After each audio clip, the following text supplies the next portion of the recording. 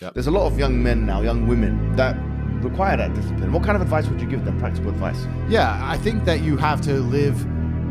There's a lot of practical advice I can give. In terms of the religious sense, I would say you need to live like God is always watching.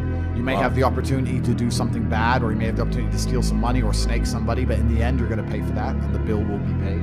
I think if you do the right thing, in my experience, if you're a person who does the right thing, firm handshake, is on time, doesn't lie to anybody, does what he's supposed to do, is honest with a good heart, is genuinely polite to everyone he meets. If you are that person, you get very far in life. I've yet to meet people who just do all the simple things right, who completely fail at life. But I've met a lot of people who snake or steal some money and they get really rich, then they lose it all, or they get rich and end up a gambling addict or depressed or etc. If you want a good society, so then you have to argue and sit and say, do these people want a happy, functioning society, or do they want something else? I have to live the exact same life regardless of how I feel. So for me, happiness is not a good indicator on how life should be lived. You shouldn't wake up and say, how happy am I today? How does that affect how I act? That's not how I operate. I wake up and say, what must be done? What will allow me to be proud of myself? What will allow me to achieve? And those things will be done regardless of how I feel. And that's how the most successful people on earth all operate. The most successful people on earth don't only do things because they feel happy about doing them. The whole world doesn't give a fuck if men are happy or not. Nobody cares about men being happy. We talk about women being happy. We want children to be happy. If you look at a full-grown man on Christmas morning, he's smiling because his wife is smiling. He's smiling because his children are smiling. Nobody even buys him anything. What do they buy the dad? Socks? Nobody cares about men being happy. So why do you as a man care about you being happy? That's how you're going to fall into these traps. I'm a very content person. I live a fantastic life. I'm not miserable or depressed. I'm not sad ever. But I don't wake up and go, I want to be happy today. No, sir. I wake up and say, okay, things must be done. And those things will be completed regardless of how I feel. Regardless of how I feel. You can lock me in a dungeon for an unknown amount of time in Romania, and I will still complete as many push-ups as I can possibly do in the dark by myself. What else am I going to do? Sit there and be sad? Happy or sad? The push-ups must be done. It's called duty, it's called honor, it's called pride. If you had these things, you would never do dumb shit in the first place. So you have to just understand that God is always watching. He's going to reward you in the end. That's the first thing. And the second thing I will say is that you are the sum of the 5 people you spend the most time with, and you need to curate your reality. I think the biggest problem with young people today is that they don't curate their realities heavily enough. The people that they want to spend most time with aren't adding any value to their lives, and then they end up wondering why they don't get it. I stand in the mirror with a pure heart. I know I am the best version of me that could possibly ever exist. I know that God is proud of me. There's nothing that God hates more than sloth and laziness. If God were to create a man and that man were to sit around and do fuck all, God will frown upon you. It's why you're never lucky. If you're listening to this and you think I'm never lucky, I'll tell you why, because God dislikes you because you're fucking lazy. Start to work. Start to show God the beauty of his own creations. You'd be amazed how lucky you become. Wow. God is unhappy with these people. And inside their hearts, they're unhappy. We talk about depression, anxiety, all those things you mentioned really earlier on this podcast. That comes from self-loathing. You loathe your own weakness. You loathe your own laziness. This is what all of these things are. It's so easy to win if you can control your own mind. It seems that nobody fucking can. If you cannot control your own mind, then you are just a feather in the wind of life, because your own mind is the only thing you can control. You can't control the weather. Right. You can't control other people. You can't even control whether your heart stops beating. You might have a heart attack tomorrow. You can't control anything besides what you think. If you cannot control your own mind, then you go through life with zero control, zero influence. You can't control anything. You're just a feather in the wind, waiting for life to blow you from happy place to sad place to happy place to sad place, completely hoping on the gods to be fortunate to you, because if any genuine discomfort comes your way, you're fucked. It is trained like everything else in life. It is trained. So if you find yourself not appreciating what you have until it's gone, then you must blink and cure your brain. If you find yourself unable to focus or concentrate on tasks, you must blink and cure your brain. If you find yourself unable to go and dedicate yourself to something you don't want to do, you must blink and cure your brain. In the world we live in today, it's hyper competitive. And if you want to be the kind of man that has the choice of women to choose a good one, you need to be an excellent man. It's no longer acceptable for you to just be an average Joe or below average. You have to get up and you have to work hard and you have to be smart and interesting and you have to be charismatic and make some money and be in good shape, and you have to try very hard. And genuine masculinity is not out here to hurt people. It's absolutely the opposite. It's out here to protect. And when bad things happen, they call traditionally masculine men. If you need a firefighter, you need a masculine man. When you call the police because of the problem you had, you want masculine men. And as soon as a woman or a man is in trouble, when you look for backup, you look for masculine men. And masculine men have a duty to provide and protect those they care about. We have a duty to do things we don't feel like doing because we know we're supposed to do them. And that's why we stayed in the Titanic and died. Those were masculine men. Life as a man is exceptionally difficult.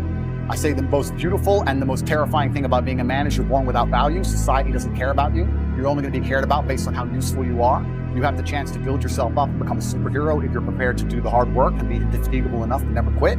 But if you're going to stand around and wait for a handout, nobody's going to ever respect you. I think that a lot of people have forgotten about how difficult, how competitive it is as a man. We're always in constant competition with each other. And it's your duty as a man to stand up and say, I want to be as important and strong and good-hearted and God-fearing as possible. And I need to work hard to achieve those things. Look at it. That's how life should be. You should have a duty to your ancestors. I was instilled with a duty for a very long time to honor my ancestors through achievement. And I was told from a very young age that the only thing your ancestors are interested in is achievement. Even to this day, when I do podcasts, people repeatedly talk about my father. If I wasn't successful, he wouldn't be spoken about anymore. He died 9 years ago, and he was a good chess player, but no one's really that interested in chess. The reason he lives on is because I'm so monumentally successful that people are interested in my origin story. He is mentioned.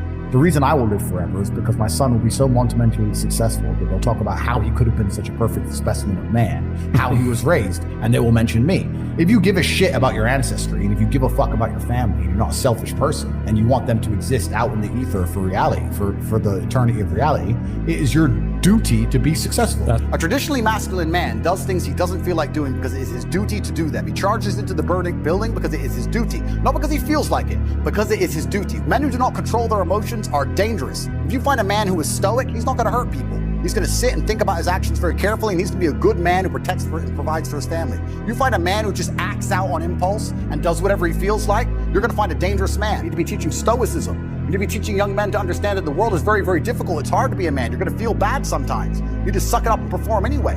Not to sit there and cry your eyes out. This is what God wants from us, from all of us. It doesn't matter what the adversary is. It doesn't matter how much you're hurt by it. You need to allow it to motivate you to push harder and show your power and show your resilience. I have very much understood that when bad things happen to me, this is a lesson from the universe or from God or from the Creator to stand up and show who I am and who I can be, and to take all of the pain and anguish and disappointment and heartbreak and all of this and turn it into a force I can use for good and to make myself a better person. And I think if you don't approach life this way, that you're always going to struggle, because life is hard for everybody. It's going to be hard. It doesn't matter who you are or what you do. You need to be resilient to it. If you're just any man who's out there in the world today, you need to look at some problems that need solving, either for yourself or for society, and find a way to fix them. And I think that you should just adopt some problems and try and fix them. It doesn't matter what it is. You can just try and fix the litter in your area, or you can try and get a six-pack or whatever you want.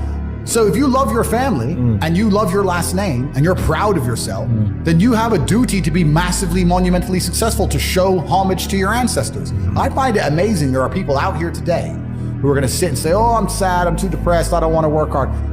Do you understand that only 200 years ago, there were peasants out working a field, starving, surviving the Black Death, surviving the plague, struggling to exist just to reproduce, so that 200 years later, you can be the end of their bloodline, for you to sit on your ass and do fucking nothing. Like, you're a fuck up. You're fucking up your entire bloodline of your entire ancestry. You owe these people things. They went through hell for you to exist. You have a debt, you have a duty to pay. You have to be the best possible version of yourself. And the same to God. God loves people who try. God loves people who work hard. It's amazing if you try your very best all the time, what God will give you. He'll give it to you, anything you want, if you actually try. Not convincing yourself you try, actually try. They're different things. Disappearing from society. It used to be like, I am Andrew, son of Emery. It was all about who you're a son of. Yes. Right? And it's all vanishing now. Yeah. But you have a legacy you can build. And I love the fact that when I was growing up, when my dad walked into a chess tournament, people were scared because his name was said, and they were fearful of his last name. And now people are fearful of the last name again because of me, and they will be again because of my son. And this is the beauty of life as a man. And one of the most terrifying but also gratifying things of life as a man is that we're all born relatively valueless. I don't think women are born that way. A woman, if she's born, especially if she's attractive, has an innate value. People just want her no matter what. But as a man, if you're not an important man, nobody gives a fuck about you, and they're never going to care. So you have to build yourself from the ground up, and that's scary for a lot of people, but it's also a massive opportunity. You can decide if you want to be a famous musician or a nice sensitive poet or a painter or a kickboxing world champion or a businessman. You get to decide on all the different characters in the video game. You can choose, who do I want to be? And then if you actually try, you can become it. Isn't that amazing? You can wake up and go, you know what? I want to be this kind of guy.